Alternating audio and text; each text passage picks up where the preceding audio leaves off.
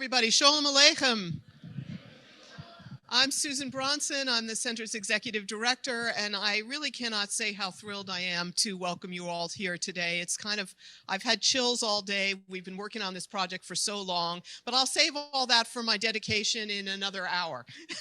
For now, my job is to introduce David Mazower, who is the chief curator of this wonderful exhibition. He also happens to be, once he's done with the exhibition, the Center's bibliographer and editorial director. David came to the Center, what was it, 5 years ago, David? 6, see how time flies. After a career in journalism at the BBC, he had also served as the deputy curator of the Jewish Museum of London. He's the author of Yiddish Theater in London, the co-editor of our Pockenträger magazine, and he writes widely for many publications. He also just happens to be the great-grandson of Sholem Asch, so he comes to this with just the right credentials. This exhibition really reflects David's passion for Yiddish culture and his deep commitment to creating something that would bring that culture to life. And I think if you've spent any time in the exhibition before coming in here today, I think you will agree that he has succeeded. We're so grateful to him for his unstinting work on the project, and it's my pleasure to introduce him to you now to answer your questions about the exhibition. David? Thanks very much. Thank you. Thank you so much. Wow, it's kind of overwhelming and momentous to have you all here and for the thing to come alive that we've all and you all have really worked so hard to make possible. So thank you so much for coming and for bringing the exhibition to life. Thanks to all of you who've been supporters and donors to make this very expensive project possible. Thanks to all of you. I see Marv here. Is Jessica here somewhere? Is Jessica Hirschbein and many others who've donated treasured, remarkable, historic pieces to really bring some of these stories to life. These things that have sort of time traveled from 100 years ago and more than that in some cases into display cases and translated into images on the wall. So yeah, I don't want to really say very much. I'm sort of super curious as to what you all make of it. And I'll just maybe say that, it's been a traumatic and extraordinary week for all of us and for the world. And, a lot of people were saying, are you still going to open as planned? And I guess my feeling was, it's always the right time to pay our respects to Yiddish and Yiddish culture and to sort of pay kavod to honor all the people who made this culture and this civilization what it was. And as I was reflecting on the news and the events of the past week, I sort of thought of many stories in the exhibition, and maybe you have too as you go around, and some of the values that this culture represents, the spirits of solidarity and internationalism and, struggle for all peoples to live with dignity and seek security, I think resonate very much. And so it sort of feels okay. It feels right to me that we bring these stories to life at this particularly difficult moment. That's just my personal feeling about it. So that being said, yeah, this is 5 years of our lives, of our thinking.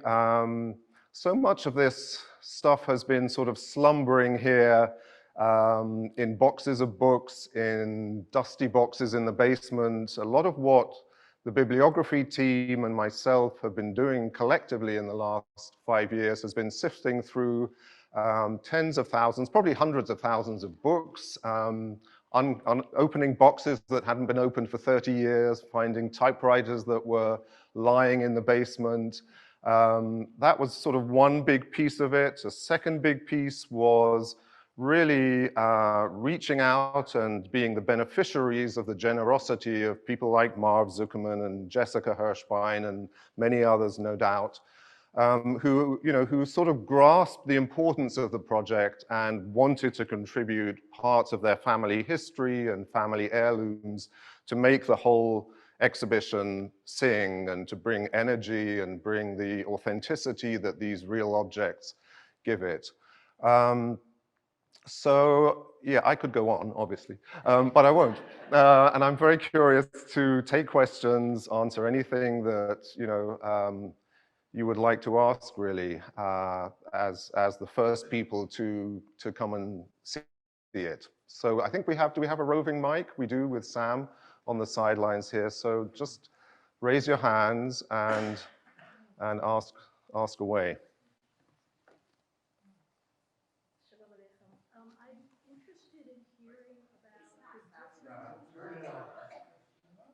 I'll repeat the question if That's all right. necessary. Yeah.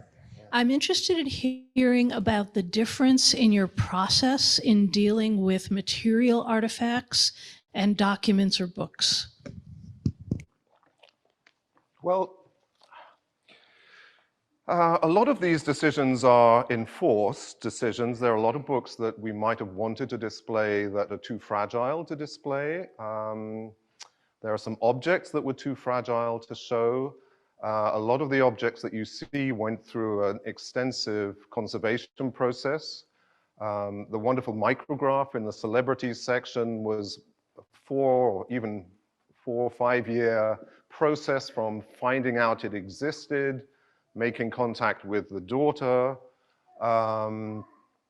We had to get a lawyer to sign a fine art export agreement. We had to get a packer, a shipper, to create a special case for it. It arrived after many months in customs.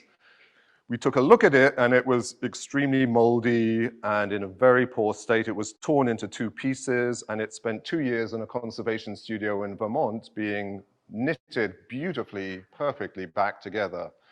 So obviously those kind of discovering about some of these objects, I mean, Jessica's family medicine ball that my great-grandfather had handed to her father-in-law as a kid in Stamford, Connecticut, I never knew about until we all established contact with each other, and Jessica and her sons, actually it was Peretz, wasn't it? We were in touch on Facebook, and I was curious because Sholem Asch and Peretz Hirschbein are exact contemporaries, both born in 1880. I knew they knew each other, they had a similar trajectory.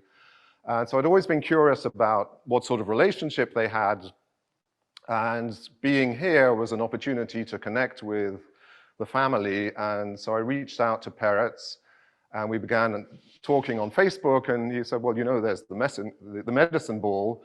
Of course, you know about that. And I said, wait, hang on, I don't know what you're talking about. What medicine ball? And he said, well, the medicine ball that's in our family. So he then told me the story, and that was the first I'd heard of the medicine ball, and then Jessica donated it, and so that created the possibility of that exhibit. So it was a sort of very interactive process with so many of you to shape the exhibition. A lot of these ideas were not in our heads 5 years ago, but the serendipity of these relationships and these contacts made these things possible. And then, having handed over the medicine ball in the midst of COVID on the Upper West Side, Jessica then said, well, of course you know about the steamer trunk. And I said, what steamer trunk? He said, well, we've got this travel trunk in my basement that they went around the world with. And so then I took a look at it, and we looked at it together, and then that sparked that exhibit that the trunk is the centerpiece of, and Jessica donated clothes from her parents-in-law and objects. And that was very, we'd thought early on, Mindel Cohen and I batted back and forth ideas about who would be the best person to represent the sort of insane global travels of a lot of these figures, like my great-grandfather and Peretz Hirschbein. And the one we were thinking of was a writer called Melech Ravitch, who was a very well-traveled journalist and memoirist who knew everybody, knew Peretz Hirschbein, knew my great-grandfather, went to Australia for the Kimberley Project as a territorialist, but we didn't have anything of his. And then, we thought of various other people, but then when the travel trunk kind of came our way, this was perfect because it allowed us to tell the story of a couple, not just a man, but a couple. And they really were the quintessential world travelers of Yiddish culture in the 1920s. They were 10 years they circumvented the world twice. They were immersive travelers. They brought back this extraordinary set of objects that spoke to a deep interest in Chinese culture and Japanese culture, especially the East Asian cultures. So they were extremely well-read and knowledgeable about many different cultures as a result of their travels. And so the opportunity to tell that story around the trunk, then I found on eBay for $4.99 the steamer ship that is the actual ship they used. So I bought that and we blew it up and that became the backdrop. So, you know, the process of shaping this was just a wonderfully, constantly evolving process. And there were stories I wanted to tell that I couldn't find the right things to make it worth telling, because obviously the starting point often is visual, whether that's a book or magazine cover or a real object or a photograph. You know, we had the Bella Chagall book that Marc Chagall had sent to Leivik, the Yiddish poet, after Bella Chagall dies suddenly and tragically, to the sort of consternation of the entire Yiddish community. He sends this inscribed book with a photograph of her. If we hadn't been able to secure the rights to the image that accompanies it of Marc Chagall painting Bella Chagall's portrait with the, you know, their daughter Ida looking on in this wide-eyed way, I may not have put that book in, because it's the photograph that sort of brings that book alive. So a lot of these decisions were shaped by what was possible, which photographs we could get in high resolution. There were many we couldn't, or the rights were too expensive. We spent, and I have to pay tribute to Lisa. Are you here somewhere? Lisa Newman. Lisa at the back.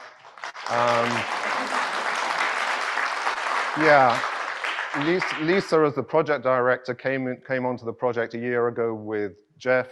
Jeff had already been with us, but the two of them really, amongst many other things that Lisa especially did to really help bring these stories to life, worked like crazy on the rights to some of these images. And the big picture of the Warsaw Ghetto was one that we spent months trying to secure in that high-res file so that we could blow it up in that way, because that was to me what it needed. It needed to be as big as that. So you feel the immensity of what all these people felt coming back to Warsaw, to the rubble, having known it. Ben? Your father, Schneiderman, whose quote is on the wall, this extraordinary quote of that, you know, the whole place was rubble and only the sky was unchanged. I mean, Ben's father was a pioneer Yiddish reportage journalist, Shin Schneiderman. So, you know, looking for those quotes, looking for the right image, a lot of it was about quotes, the visuals, and crucially, well, I'll just, sorry, it's a very long answer. But I'll mention two things that were always in the forefront of my mind. One was finding pictures of people in their youth rather than in their old age, where possible. Because as I write somewhere in one of the texts, you know, this was a culture created by writers and artists and musicians in their teens and 20s, who then went on to have substantial careers, but, you know, were defiant characters. And secondly, finding the right images of women to center throughout the exhibition, to really bring women back into the narratives of Yiddish culture that are so often simply a parade of men.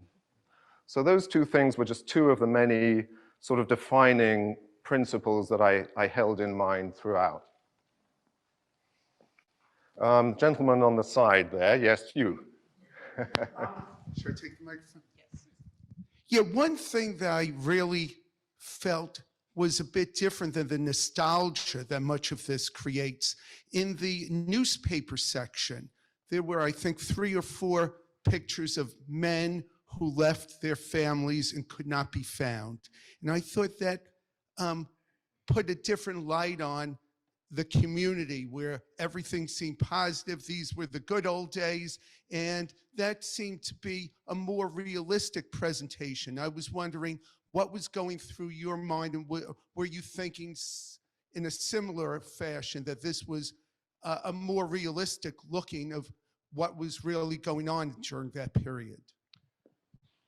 Yeah, I guess my starting point to the whole thing is really sort of social and cultural history. I write as a sort of amateur historian who likes telling stories, and not as a Yiddish specialist particularly.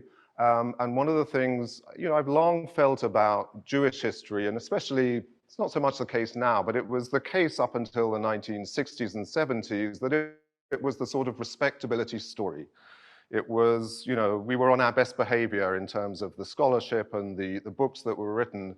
And a lot of these less edifying parts of Jewish history, the white slave trade, the presence of Jewish prostitutes and brothel owners in Buenos Aires and Warsaw and other cities, and the disappearing husbands, and the intense angst of deserted women, in contrast to this sort of these commercial postcards that were produced in the 1910s and 20s and 30s of these idealized families around the Seder table, the beautifully dressed girls and the father always in the place of honor. And, there's one image for public consumption and one myth, but then there's the reality. And so wherever it was possible, I wanted to bring those stories out.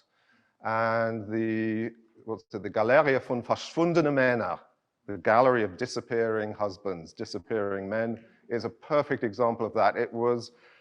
It's also just a great story to tell the story of the Forwards newspaper, because the Forwards had branches in Chicago, Philadelphia, Los Angeles, other places as well, Detroit and other places. It reached every corner of America. So these guys had nowhere to hide. So the Forward realizes that if they put their pictures in the paper in 1909, 10, 11, 12, somebody's going to know them, and somebody's going to be working at the workbench with them. Somebody's going to, have bought something from them. So it was the perfect sort of synchronicity of the emergence of the mass Yiddish press, public vehicle to really deliver a public good in this way. And those stories are wild, because the women would come into the Forwards office on the Lower East Side, pour their hearts out to the journalists. They're just delivered sort of verbatim, as kind of oral histories would be. And so you get the full kind of craziness, it's the fourth time he's run away. He always wanted to join a circus. I think he might be with a circus in where, it's just why you don't think of these as quintessential modern Jewish experiences, but they are. They were repressed as quickly as the community could repress them, but they're there. And so, bringing that together with the Bintel brief advice column just felt right. And we also benefited, Lisa, didn't we, from the research of Michael Morgenstern, whose family story is on that wall as well. That's his mother and an uncle. So he had done a lot of this research. So that's the other thing, really. This exhibition was put together at a moment when Yiddish scholarship is at a really exciting phase. Everywhere you turn, whether it's the Yiddish theater, the story of the displaced persons camps, the role of women and gender in the emergence of Yiddish literature, there's groundbreaking scholarship happening all around us. And the Yiddish community kind of came together at every turn to kind of help find answers to a lot of the questions that we actually couldn't find. I mean, I'll give you one example. So I can't remember where it is in the exhibition, but somewhere we talk about the four faces that were at the top of the Forwards building, and I think still there on the Lower East Side, the four socialist heroes. And there's Marx, Engels, blanking on maybe LaSalle, and then you look online, you cannot find who the fourth one is. I reached out to Hannah Pollock, who's the archivist at the Forward newspaper, and she found a heritage preservation report that was done on the building that named the fourth guy as Friedrich Adler. Nobody's heard of today, prominent Austrian Jewish socialist. And so, great, that was the answer.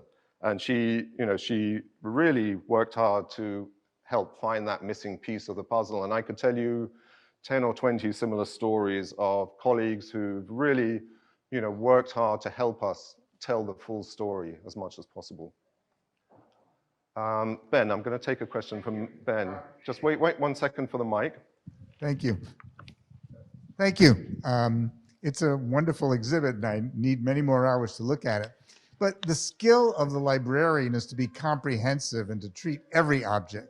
But your skill as a journalist is to be and to tell a story. And can you tell us your process in selecting these 17 themes for the sections and how you decided what was in and what was not? Yeah, so there was a sort of internal struggle between the bibliographer and the curator. So we took 40,000 books out of the space. We cleared the entire space several months ago, including the 40,000 books. And we put, I think, around 30,000 back. So there are 10,000 fewer books.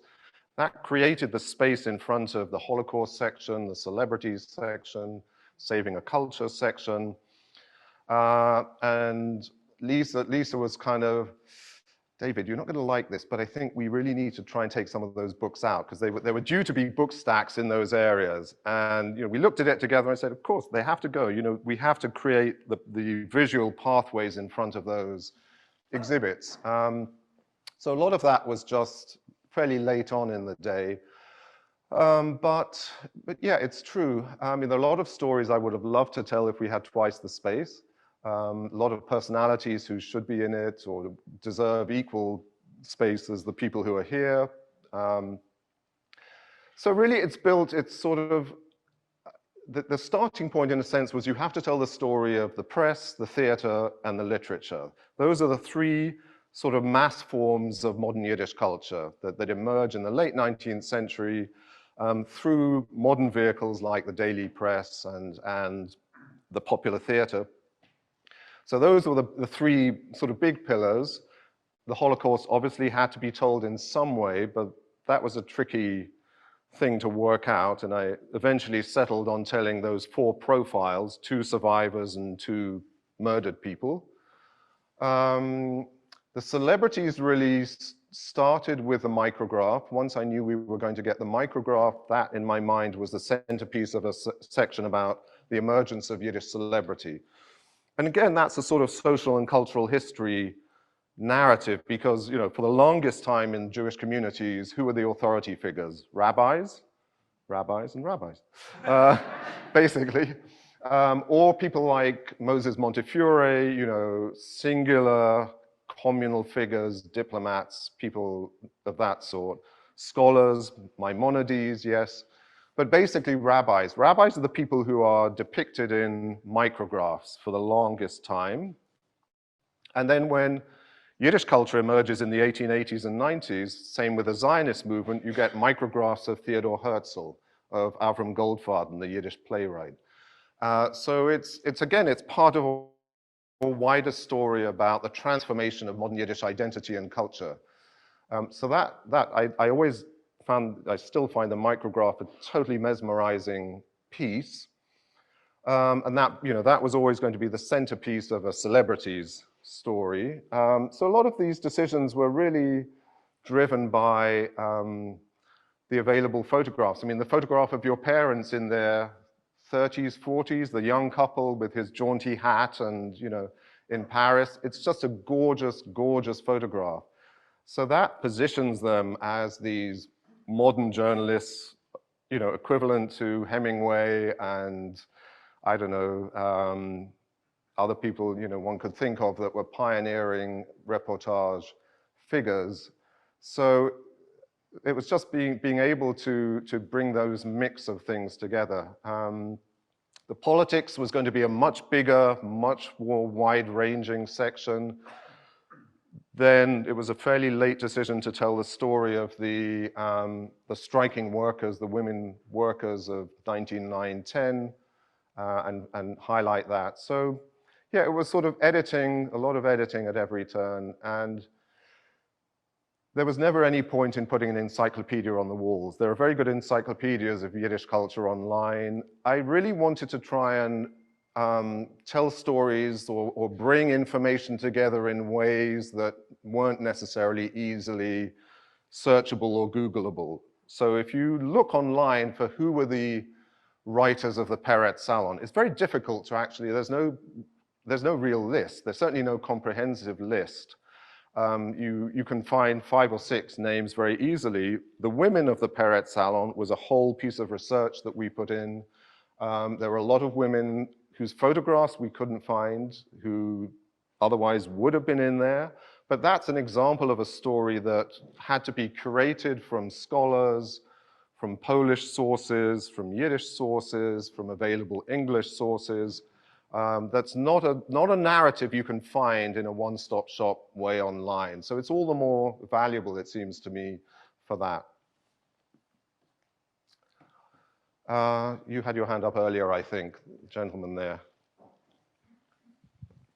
So many possible questions. And I've got to read the information on the mural, but I thought I'd ask you about the selection of the mural and even the artistry and the style of artistry that you've put up on the wall, if you can give us some insights on that.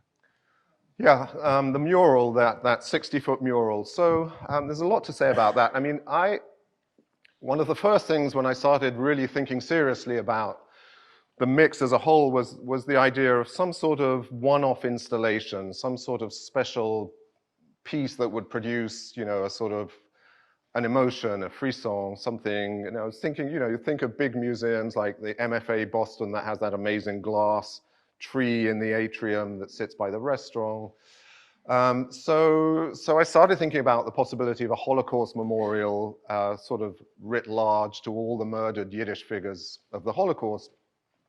And that kind of got boiled down to the Rochel Brochus Memorial Ghost Book in the Holocaust section. But that idea morphed into 2 things. One was the mural and one was the Peretz Salon. So then we set along the path of creating the mural. There was a bunch of us were involved in shortlisting a number of artists. We selected this German artist, Martin Hake. We came up with a list of, I think, 70 scenes initially, that got whittled down to 35 because it was soon clear that they had to be of a certain size to have an impact. Then it was about the mix, and the mix of personalities, themes, broader moments like the mass migration of the late 19th century, some sort of quintessential Yiddish cultural stories like the Sholem Schwarzbard assassination in Paris in the mid-1920s. That was a huge story across the Yiddish-speaking world that maybe didn't make it quite so much into mainstream press. Bashevis Singer getting his Nobel Prize, okay, that's a sort of obvious one.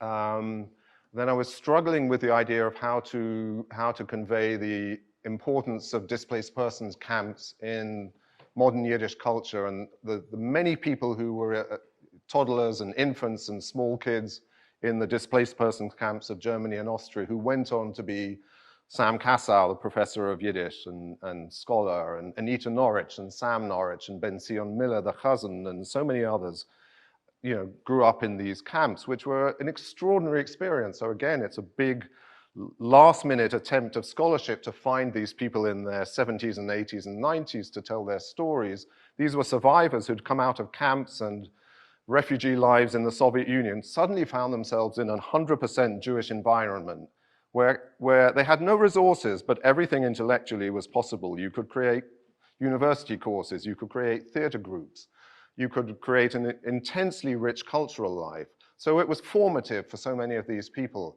How do you convey that? So it's a whimsical idea. I came up with this idea of naming 8 of them as babies in a sort of fictitious space. They were never together in the one space, but all those 8 babies are real people who grew up in DP camps to some degree or other. So that mural was about the mix, and then it was a lot of back and forth with the artist, sending him photographs and conveying what we wanted those images to look like. And he, I think, did an exquisite job of not only creating a stretched map in this sort of ridiculous truncated space that we gave him to work with, but delivering a level of detail and texture in the images, you know, that makes them charming and interesting. And if some of you have discovered it, but if you haven't, there's a key to all the images on the mural halfway up the ramp that gives you this sort of deep dive into those stories. You had your hand up earlier, so let's take a question here.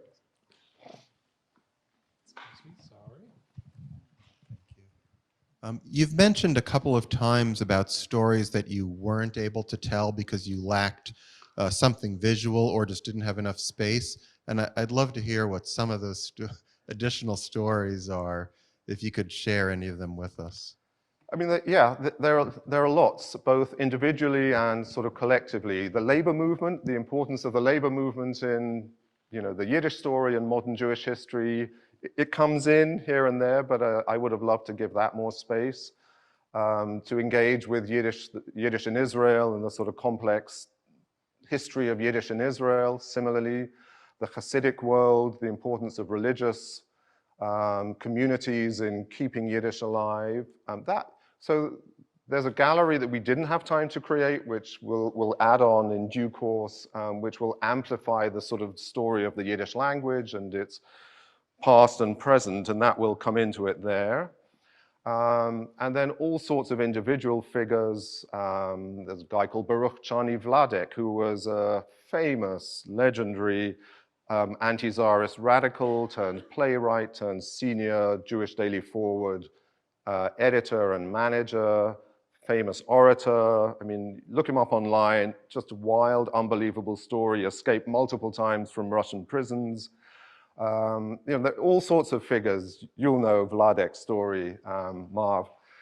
Lots of people that just have heroic, extraordinary stories that I couldn't find space for. Lots of them. Brother Mark at the back. Wait for the mic. No, wait for the mic, please. David's fantastic exhibition, and it betrays this immense breadth of vision and intelligence, and it's very special. And I wondered if there are any plans to produce a real catalogue of it, because I think a lot of people would find having that kind of commemoration valuable.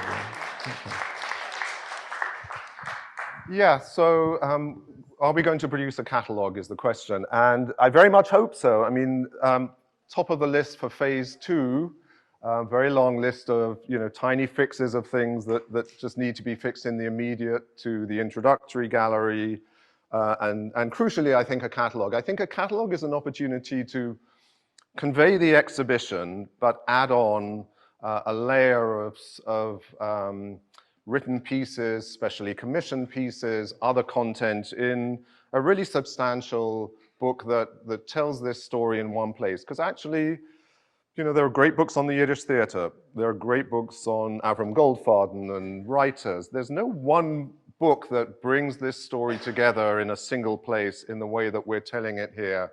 And so, Lisa, where are you again? You're still there. We want to do a catalogue, don't we? Yes. Lisa, Lisa, amongst a crazy portfolio of responsibilities, also runs the White Goat Press imprint at the Yiddish Book Center. And so we've been talking a lot over the last months about a catalogue, how we would conceive it, what would go into it, the mix of things. It's really just, and we knew we couldn't do it at the same time as produce the exhibition, because this drained every kind of fiber of our being, honestly. But we knew we wanted to do it as soon as this is up, and it's very much top of the list to do. It's just a matter of time and resources to fund it. Yeah. Peretz, and then you, sir, but first Peretz. So this follows a little bit on the idea of the catalog. It follows on some of the questions having to do with. Follows on some of the questions having to do with nostalgia, but then also a question of narrative. It's clear that there is an implicit narrative that ties this whole exhibit together. It's magnificent. And it's clear that there's something forward-looking here. Could you speak to a little bit about what that thought process was for you in terms of where you see this story going. So clearly this is a story where you're seeing past, where you're seeing present, but it's clear that you have a narrative vision for forward. Could you share a little bit of that with us? Well, that's sort of complicated, but it's a great question, and it's something I've thought about a lot over the last few years, especially in terms of how to tell the story of the contemporary moment. Because, you know, as I said earlier, putting this exhibition together at this time, it was so exciting just in terms of the current scholarship, the current wave of translations, all the theater work that's happening at the moment from some of the people who popped up and who are going to entertain us in a minute. And it's kind of feels like a moment. But what I really wanted to do in terms of the contemporary content was to bring it into dialogue with all the rest of the exhibition. I didn't really want to have a big section about contemporary Yiddish because that was going to date more quickly than anything else, for one thing. And also, in terms of answering your question, I think what was exciting in terms of curating this was finding stories that were going to inspire people 5 years from now, 10 years from now, 20 years from now, who knows, in the way that some of the dialogues that I brought together, you know, seem to me to do. So Rochel Brochus, whose 8 volumes never appeared, is there in the only photo we have of her that's a stamp-sized picture that we blew up. But she's next to an MIT student called Alona Bach, who's an artist, an actress, an animator. She's doing a PhD on Yiddish and electricity. She's produced an extraordinary 15-minute animated film drawing on a story of Rochel Brochus from 100 years ago. So it felt to me right to bring them into dialogue and show how much of what's here and what's in our books and what's in our sheet music and what's in all our collections just needs to be brought out. It has the potential to inspire all sorts of unknown, untold, creative acts, but all we need to do is sort of allow people to see what's there to be mined.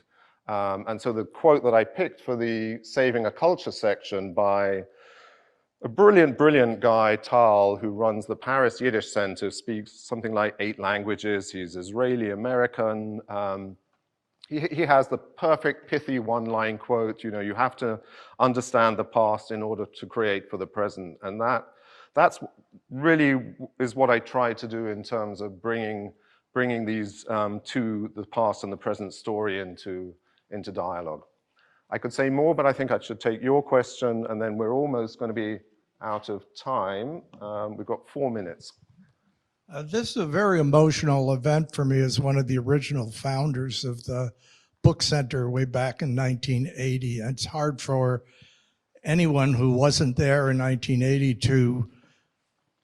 to appreciate what an extraordinary accomplishment this is and and how much it's built on the efforts of so many people who have made the center such a wonderful organization. But having said that, I do have a question. It says that this is Yiddish, a global culture.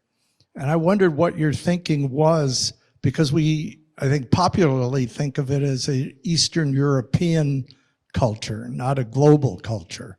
And I wonder how that conceptual framework took place.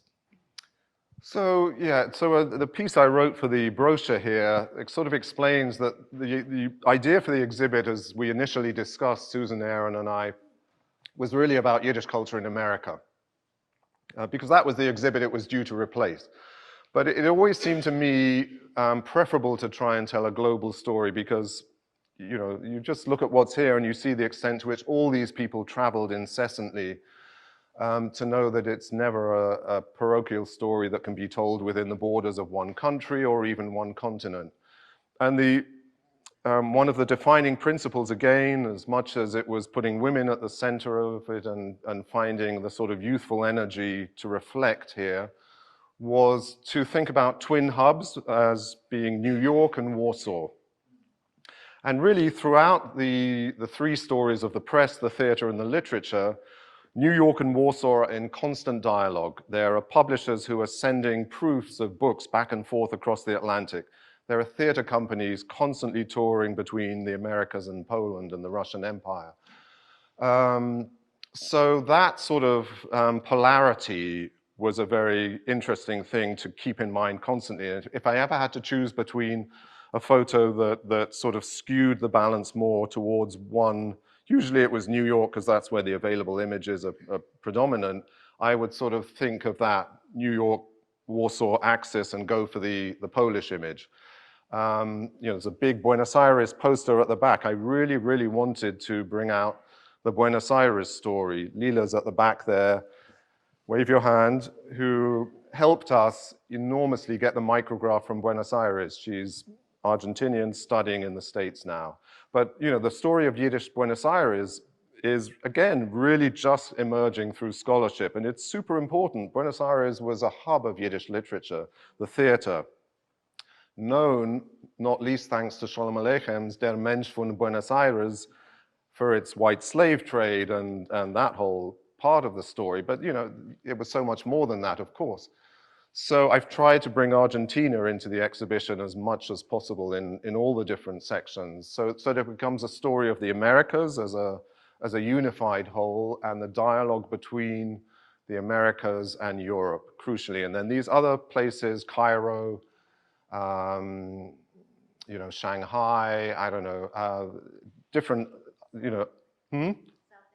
South Africa, thank you. Cape Town, the bookstore on the mural and other places, these sort of counterintuitive places that were also important centers. London as a center of the anarchist movement in the late 19th, early 20th centuries. Those get sort of a satellite function, but the core of it is the dialogue and the emergence of the culture being driven through, its most vibrant, richest centers, which are North America and Poland.